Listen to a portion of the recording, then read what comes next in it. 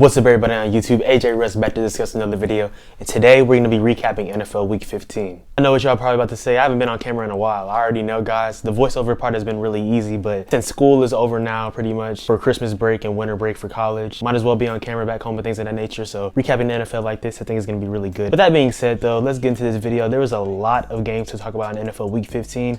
New storylines, some teams got blown out. There were some really good matchups, some unexpected teams won. So lots of recap for sure. Make sure you hit that like button and subscribe and turn on post notifications. I post videos about sports, lifestyle, and pop culture. So with that being said, let's get into NFL Week 15. All right, so the first matchup that took place was a matchup between the Las Vegas Raiders and the Los Angeles Chargers. An absolute beatdown. Typically, this wouldn't be a game that I would talk about for that long.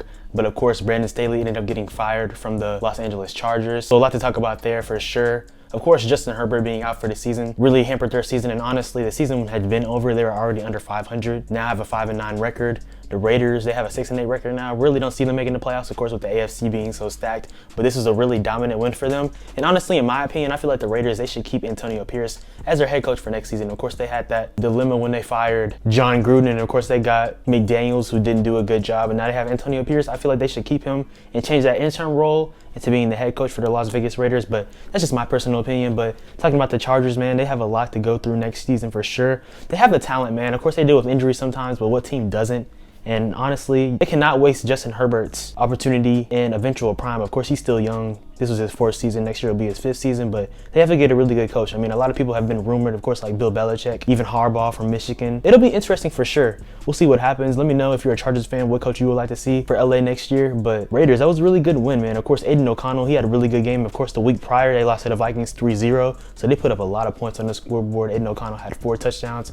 The whole defense was clicking for the Raiders as well. They had a defensive touchdown and a pick 6. Just a really good game for the Raiders for sure. Let's get into these Saturday NFL games. A really good slate, of course. The first slate started with the Cincinnati Bengals beating the Minnesota Vikings 27-24. Jake Browning had a really good game. I mean, man, this is the year of the backup quarterbacks for sure. Of course, the Vikings cut him as well. He had this to say. Call from my agent that, they didn't tell me. Like, I had been there for 2 years, and, I've been cut my fair share of times, and that was probably the one. One felt good. I think right after we made the field goal to win the game, I screamed at a camera and said they never should have cut me. So yeah, just really had a chip on his shoulder. Shout out to Jake Browning playing really good football. I feel like next year he's going to be potentially a part of a team that'll need a serviceable quarterback, and he's playing really good football, so props to him for sure. He completed 29 of his 42 passing attempts, had 324 passing yards, 2 touchdowns, and only 1 interception. And of course, the Vikings, they played Nick Mullins in this game. Joshua Dobbs' insanity run is over, unfortunately. It was a good one though, for sure, but it's over. But Nick Mullins, he had 2 interceptions, 2 touchdowns. I mean, really wasn't expecting too much for them. The Vikings, they are 7-7. Of course, they still have a chance to make the playoffs in the NFC, but it'll be hard for sure because you have teams like the Los Angeles Rams, the Green Bay Packers, who are still trying to fight it, and also the NFC South winner. You have to take them into account too. It could be the Tampa Bay Buccaneers how they're playing, but we'll see about that. But a really good game for the Bengals.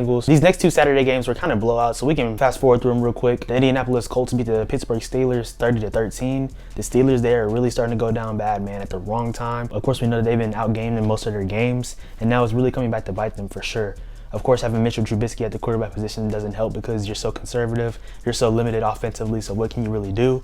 But at the same time, I mean, it's that Steeler way. I mean, and honestly, they don't have it right now. The identity is not there. They're starting to lose games, and honestly, in this AFC, you can't slip. So honestly, if I had to predict, I don't think that they're going to make the playoff, and I think that a team like the Indianapolis Colts will. They took advantage of this game, now have an 8-6 record, shaping up to being one of the AFC wildcard spots for sure.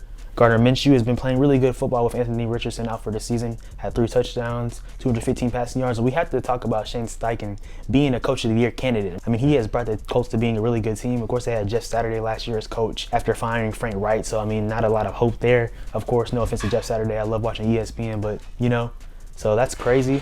They're playing really good football, man, and it's a good win for them for sure. Of course, they're going to have to deal with the Texans soon, and that'll be an interesting matchup because that'll be a really good game. Of course, the Colts beat the Texans earlier in the year, but definitely a good win for the Indianapolis Colts. The Lions whooped the Denver Broncos 42-17. A lot of people anticipated this game to be really good, and of course, because the Broncos have been playing really good the past 6 to 7 weeks, but they're starting to lose now at the wrong time after getting that momentum that they had with that 5-game winning streak. And of course, I know y'all heard Cam Newton say this stuff about Jared Goff, Dak Prescott, and Brock Purdy being game managers. But Brock, they're not winning because of him. He's managing the game. This may ruffle a lot of feathers, but it's honest. Brock Purdy, Tua Tagovailoa, Jared Goff, and really, Dak Prescott. These are game managers. They're not difference makers. And Jared Goff must have heard that for sure because he had 5 passing touchdowns, had 278 passing yards, had a really efficient and good game.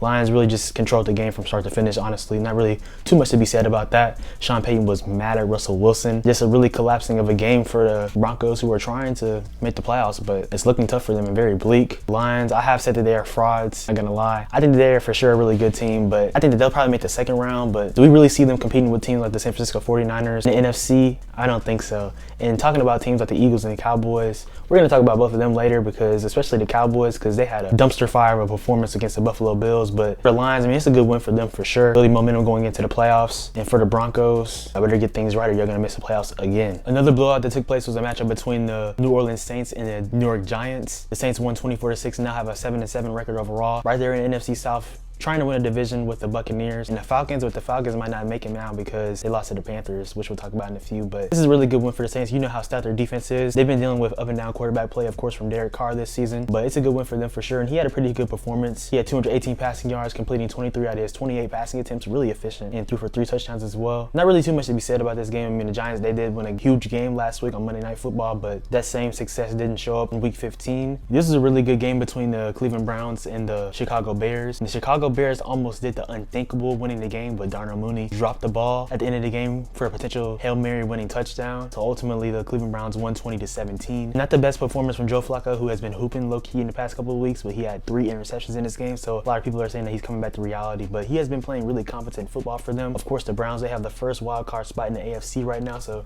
they're playing really good football in the absence of Deshaun Watson. They have a really good defense, of course, having people like Myles Garrett for the defense for the Cleveland Browns, and just overall as a unit playing really good football. So that was a good win for them for sure.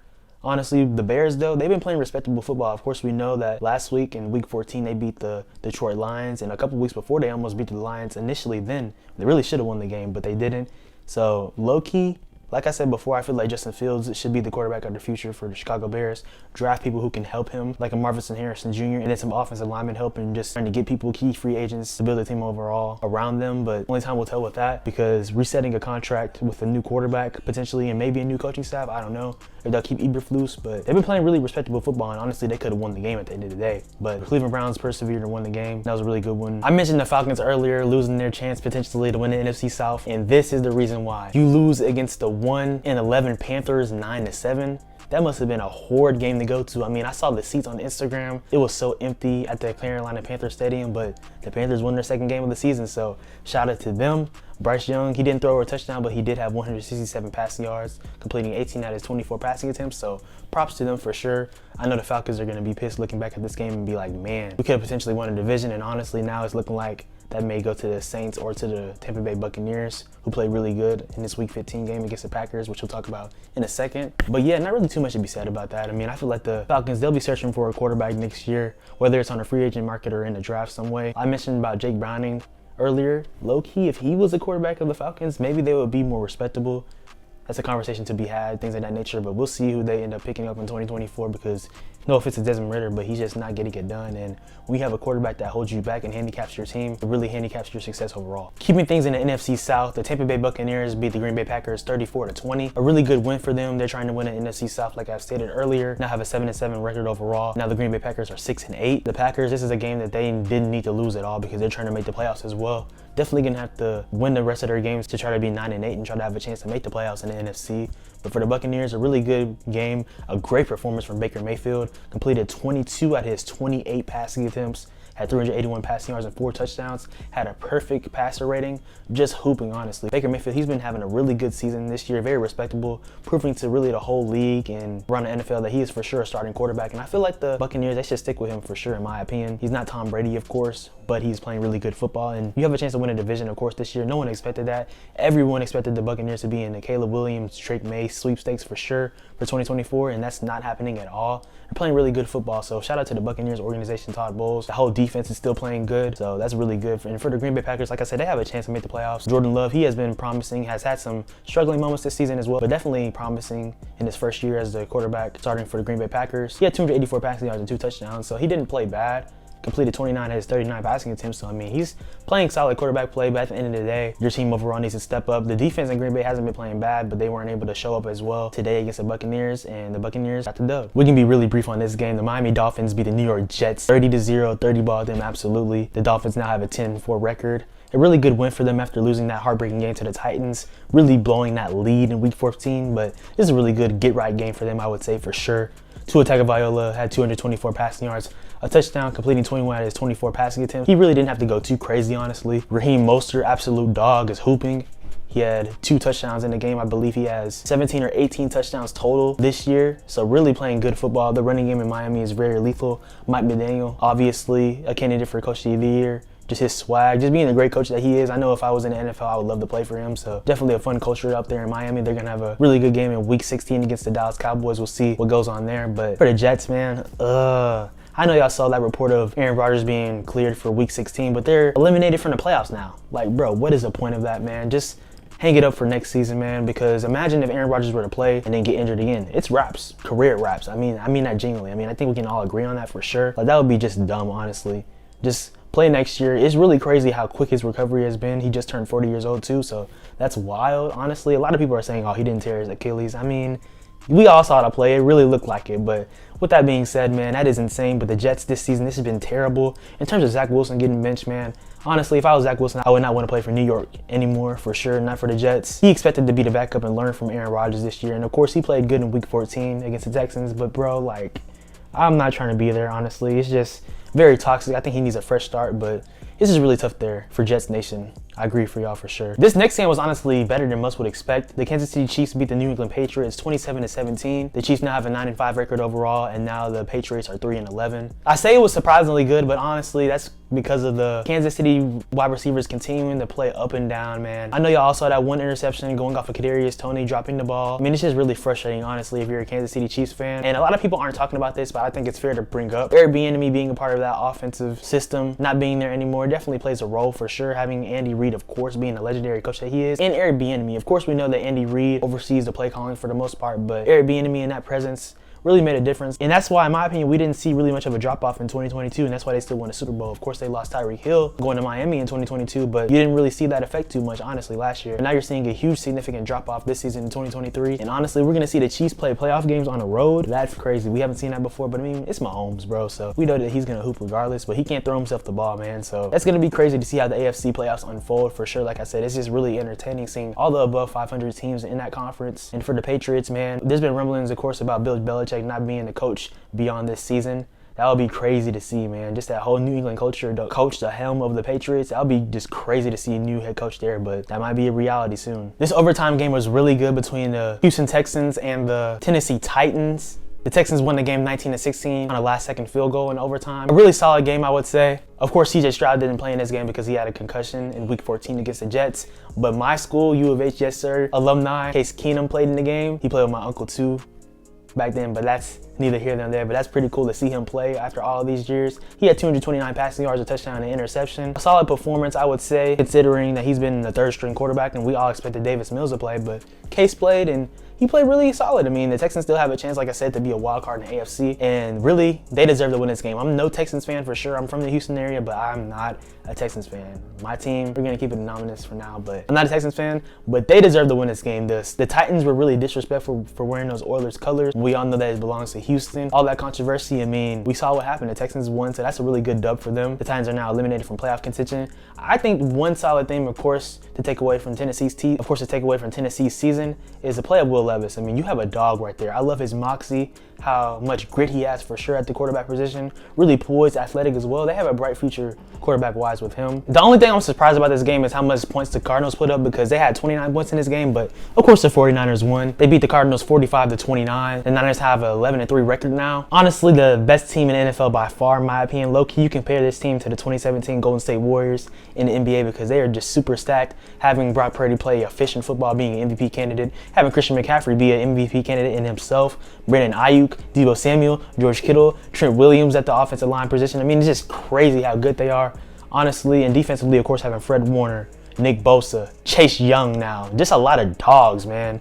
This team, in my opinion, the only reason why they wouldn't make the Super Bowl is injuries. They have no excuse, in my opinion, in my eyes. They should be the first seed. Of course, we saw how they dominate the Eagles a couple weeks ago and the Cowboys earlier this season. So, I mean, it's by no debate, honestly, that the 49ers are the best team in the league. Brock Purdy in this game was efficient. Of course, we expect that from him nowadays. I think everybody has to take that term of him being Mr. Irrelevant off because he had 242 passing yards and 4 touchdowns, just playing really good football. Christian McCaffrey had another 100 rushing yard game, had 115 rushing yards and 1 touchdown. Also had 2 touchdowns receiving wise. I mean, like I said, Christian McCaffrey, he has a case for the MVP himself, but we know that's mostly a quarterback award, but playing really good football, man. The 49ers, they're definitely a fun team to watch, just how devastating they are to teams, offensively and defensively. I mean, they just be hooping for sure, so a good win for them. The Los Angeles Rams beat the Washington Commanders 28-20. The Commanders are now out of playoff contention. Who's really surprised about that? They're 4-10 now, so yeah. But the Rams, they have a chance to be a wild card in the NFC too, playing really good football. Now have a 7-7 record. Matthew Stafford has been playing really good football. At 258 passing yards, completing 25 out of his 33 passing attempts with 2 touchdowns as well. Kyron Williams had a dominant game as well, had 152 rushing yards on the ground and a touchdown. Cooper Kupp had 111 receiving yards and a touchdown.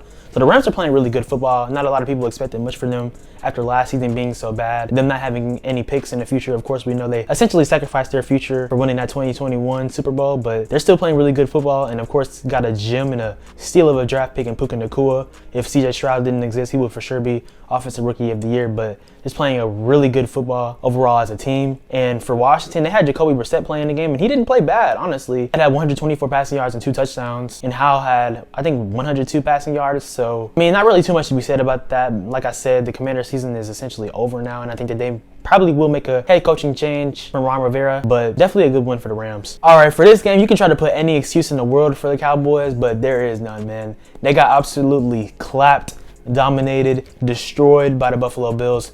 As the Bills won 31-10. The Bills now have a 8-6 record, and now the Cowboys are 10-4. And of course, with the Cowboys, you can make the case that they really didn't need this game as much as the Bills. Actually, they didn't, because the Bills, they're of course trying to make the playoffs in the AFC after starting off so slow, and they're playing really good football right now, getting 2 good wins in a row in Week 14 against the Chiefs, and now in Week 15 dominating the Cowboys. Honestly, I believe that the Bills, they might be the most dangerous team in the playoffs, because really in the AFC, you can make the case that it's wide open. Of course, you have teams like the Ravens, then you have the Dolphins, and of course, you can never count out the Chiefs with Patrick Mahomes. But the Bills, I mean, they're always usually at the top of the conference as well, and them as a wild card, they can be really scary and challenge a lot of teams in the AFC. Look, you have a run like the Bengals did in 2021 and could potentially make the Super Bowl, because you have Josh Allen, and we have our talks about him, of course, turning over the ball, but there can be moments where he just really puts the team on his back, dominating, playing really good football, and he didn't even have to do that in the game against the Cowboys. He only had 94 yards and 1 passing touchdown and a rushing touchdown too, but he didn't have to go crazy, as the Buffalo Bills running game absolutely destroyed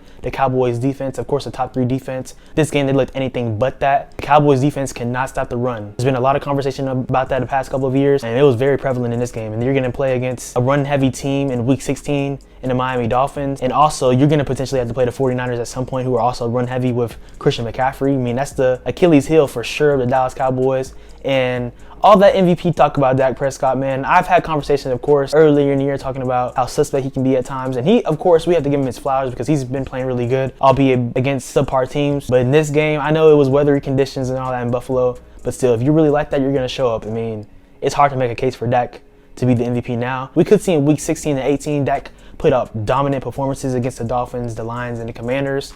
But we'll see about that, man, because this is really discouraging. But like I said, they're playing in Miami next week. That should be a really entertaining game for sure. Potentially high scoring if the Cowboys bring their A game. They probably will, because after they lose, I believe they're like 11-1 under Mike McCarthy after losing games. So they play really dominant after losing games. So we'll see about that. But it was just a really disgusting performance from the Cowboys. I mean, they really just pooped the bed. On Sunday Night Football, the Baltimore Ravens beat the Jacksonville Jaguars 23-7. A really anticipated matchup, and the Jaguars needed this game, but they lost their 3rd straight, making things really interesting in the AFC South now. The Texans and the Indianapolis Colts have the same exact records as the Jaguars now, being 8-6.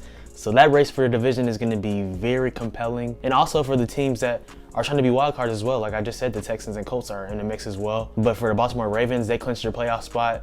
Obviously looking like the best team in the AFC right now, being the 1st seed overall, having an 11-3 record. Lamar Jackson had 97 yards on the ground rushing, and he also threw for 171 passing yards, had a touchdown and interception, but just playing really good football. And honestly, if you want to categorize what the MVP is, the most valuable player to a team is, Lamar Jackson is definitely super valuable to the Ravens. Of course, we knew all that offseason talk about him potentially asking to trade, and which he did, but I'm glad they worked that contract out because he is so valuable to the Ravens. I mean, you take him off of this team, obviously they're a depleted team. Last year they made the playoffs, but they're just not the same with Lamar. With Lamar, they're a Super Bowl threat, Super Bowl contender for sure, and we're really seeing the fruition of that. Todd Monken being his first year as an offensive coordinator in Baltimore, just doing great work up there in Baltimore with that offense. Their defense is being very good, very stout. Justin Mudubuke, how to say his name, I'm not gonna lie, but he has been hooping defensively, has had 12 sacks on the season, so just playing really good football offensively and defensively in Baltimore. So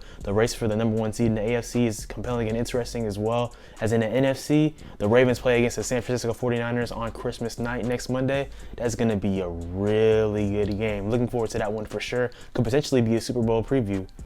Maybe, we don't know, but that'll be really good. Essentially a rematch of Super Bowl 57 in 2013, so that's a really good matchup for sure. But the Baltimore Ravens, they're like that, most definitely. The last game that took place for NFL Week 15 was a matchup between the Seattle Seahawks and the Philadelphia Eagles, and the Seahawks won, winning 20-17, a Drew Lock masterclass. Like I said before, guys, this is a year of the backup quarterbacks. And insane to say this, of course, the Eagles have dropped their third game in a row after starting the season off 10-1 to this stretch, losing to the 49ers, to the Cowboys, and not to the Seahawks. And the Seahawks, they really needed this win, honestly. And the Eagles really did too, in terms of them trying to get back into the first seed and win the NFC East. But it's tough, but now the Cowboys are still the first seed in the NFC East. And of course, Jalen Hurts was sick in this game and things of that nature. So props to him for sticking it through. But I mean, he did have 2 crucial interceptions in the game that really changed the tide of this whole game, because honestly, the Eagles should have won. They had control for a while of the game, but the Seahawks, they hung in it. And of course, being at home, that 12-man mentality, they just played really good. Like I said earlier, Drew Lock had a really good game, stepping up in the absence of Geno Smith. Completed 22 out of his 33 passing attempts for 208 passing yards and a touchdown. Kenneth Walker had a really good game after being out for some time, had 86 rushing yards and a touchdown. And yeah, just a really demoralizing loss, I would say, for the Eagles in terms of them trying to get back on track in terms of winning. They do have a relatively easy schedule going forward. They have the Giants twice and then the Cardinals, but honestly, you can't even say that's that easy because, like I said, any given Sunday typically, so they better watch carefully because the Cowboys, they can take control of that NFC East division. But honestly, I really don't think it makes too much of a difference anyways, because the 49ers, they do play against the Ravens in Week 16 on Christmas, so that'll be interesting. But I think that they have the best chance of being the first seed in the NFC, but only time will tell with that. But just a really tough loss for the Eagles for sure, man. But yeah, guys, what we learned from this week for sure is that things are heating up. If that's the one thing I can say for sure, is that what we learned is that it's a week-to-week league. I mean, a lot of things fluctuate and change. We saw teams like the Cowboys dominate the Eagles in Week 14, then get dominated by the Bills. And of course, different circumstances, the Bills are more desperate. They need to make the playoffs. And honestly, with the Bills, they're way better than their record. They just had some unfortunate turmoil throughout this season, but they're really ramping up. And like I said earlier, no one wants to see the Buffalo Bills in the playoffs in the AFC. I'm telling you right now, because that conference is wide open. Of course, I think the Ravens have the best shot to make the Super Bowl, but they still haven't made it before, so I don't know about that. The Chiefs have made it, so we still can't down Mahomes despite the irritant and unreliable wide receiver play in Kansas City. Buffalo has been in the AFC Championship game, so right now I would give them a great chance. Even teams, I wouldn't go far to say that the Bengals will make the Super Bowl, obviously, because Joe Burrow isn't there, but how Jake Browning is playing, anything's interesting. The Browns as well, they're playing really good with Joe Flacco, so I just can't wait for the playoffs. That's going to be really good. And the NFC, in terms of that, it's going to be interesting to see what the 49ers do. Honestly, I do not see the 49ers not making the Super Bowl. They just bludgeon teams. Really, you can't even count that 3-game losing streak too much because they didn't have Trent Williams, arguably their most valuable player in terms of the offensive line and really just opening things up for the offense. And they missed Deebo Samuel in those games as well. So the 49ers, they're really great in the NFC. So man, it's a week-to-week league, guys. Let me know in the comments down below, what are some of your thoughts so far from Week 15 going into Week 16. Entertaining time, good games for sure, and a lot of compelling storylines to talk about. With that being said though, guys, that's the video. Thank you for watching another recap. Let me know in the comments down below what you think of the season so far. More videos for sure on the way. Make sure you hit that like button and subscribe and turn on post notifications. Follow me on Instagram and Twitter at SwaggyRuss, and also on TikTok at SwaggyRuss02 for more cooking videos, shorts, content, and things of that nature. More videos are on the way. For these recaps, I plan to do it like this on camera for the rest of the season, including the playoffs and for the Super Bowl and things of that nature. So stay tuned for that, guys. Love all the support. Hope your holidays are going well. Almost 2024. Hope y'all have a blessed and a Merry Christmas and a good one. Hope y'all are doing well. Stay tuned for the Week 16 recap for sure. And y'all have a good one.